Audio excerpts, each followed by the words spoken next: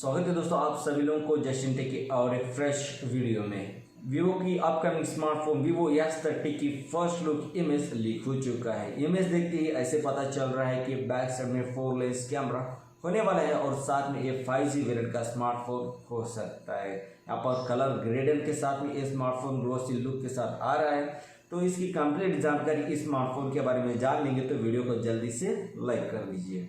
बढ़ेंगे स्मार्टफोन की स्क्रीन से 6.3 इंचेस का fully HD plus super AMOLED display. Smartphone की खास बात आप लोग कह सकते हो 120 हर्ट्ज के ऊपर ये स्क्रीन देखने के लिए मिल सकता है। यहाँ पर बैक साइड कंप्लीट जानकारी बात करें तो 102 या 108 मेगापिक्सल की 4 लेंस बैक साइड में कैमरा देखने के लिए मिल जाएगा। फ्रंट सेल्फी कैमरा की बात करें तो 48 मेगापिक्सल की फ्रंट सेल्फी कैमरा स्मार्टफोन में मिल सकता है। बैटरी परफॉर्मेंस की बात करें तो 5000 mAh big battery pickup smartphone में मिल सकता है। अल्ट्रा फास्ट चार्जिंग के साथ में ये स्मार्टफोन आएगा USB Type-C पोर्ट के साथ में। अवेलेबिलिटी बात करें तो यहाँ पर ये स्मार्टफोन 3 वेरिएंट के साथ आ सकता है, 6GB RAM, 8GB RAM, 10GB RAM.